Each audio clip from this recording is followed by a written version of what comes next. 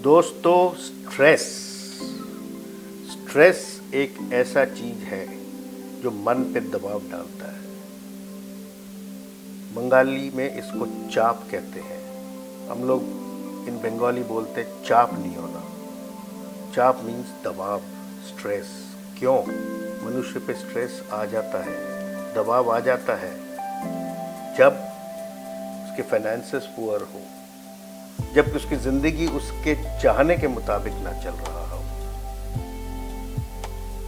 Ambitions पूरे नहीं हो रहे हैं, पढ़ाई लिखाई करना चाहते हैं बट इच्छा नहीं है, खेलने जाना चाहते हैं बच्चों बट माता पिता मना कर रहे हैं, आपका गर्लफ्रेंड है वो आपको घास नहीं डाल रही, और भी बहुत से रीजन हैं जिससे मन में तनाव हो जाता है और जिसके कारण आपको हार्ट अटैक हो सकता है।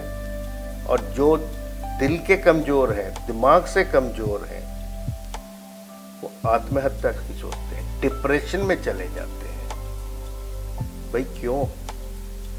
ये जिंदगी इतना सुनहरा और बढ़िया है, ईश्वर का दिया हुआ एक बहुत ही उम्दा और सुंदर देन है, इसको एंजॉय करें। क्यों ले हम स्ट्रेस और अपने ऊपर दबाव डालें?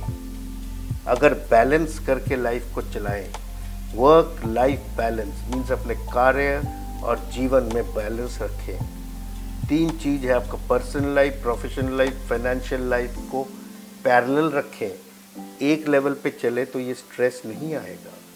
और स्ट्रेस से बचने के लिए अच्छे कामों में हिस्सा लीजिए। जैसे कि हमने एक छोटा सा फाउंडेशन क्रिएट किया, उमा ड्रीम फाउंडेशन, जिसके तहत अंडर प्रिविलेज्ड बच्चों को पढ़ाई का मौका दे रहे, right to education for all. ये भी मन को बहुत शांति देता है। इसके डिटेल्स आपको नीचे दिए गए लिंक में मिल जाएगा। तो वापस आए, अगर आपको स्ट्रेस हो रहा है, आप हमारे एनजीओ में ज्वाइन करना चाहते हैं, और भी तरीके हैं इससे बचने के लिए। एक है, कहते हैं laugh it up. Laugh it up मतलब दिल खोल के हंसिए, अंदर से खुश रहने का कोशिश करिए। लाफ्टर क्लब ज्वाइन करिए। Smile takes you a mile. कहते हैं अंग्रेजी में ये सबसे लंबा वर्ड है, बिकॉज 1 किलोमीटर 1 माइल है पूरा इसमें। मन को शांति दीजिए, हंसिए, चेहरे पे मुस्कान रखिए, शिकंज नहीं। इससे दिमाग दिल ठंडा रहता है। लंबे लंबे सांस लीजिए। अगर आप स्ट्रेस में हैं या कहीं फंस गए हैं, आंखें बंद करिए, दिमाग को स्थिर करिए, 7-8 बार लंबे, जिसको दीर्घ निश्वास कहते हैं, वो लीजिए। इससे मन हल्का होता है, मन शांत होता है। आंखें बंद करिए, आपको दिखेगा एक प्रॉब्लम के कम से कम 10 सॉल्यूशंस, 10 दरवाजे खुल गए हैं। आप सिलेक्ट करिए कौन से में जाना चाहते हैं।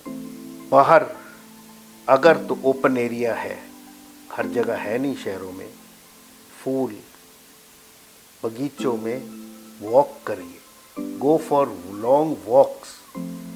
इससे माइंड ठंडा होता है।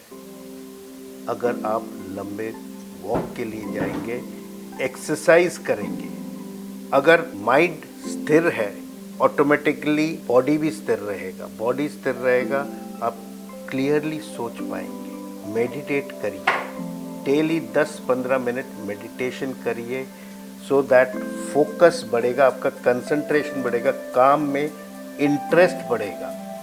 और एक हॉबी या इंटरेस्ट जरूर पालिए। जैसे मैं गोल्फ खेलता हूँ, it is my stress buster.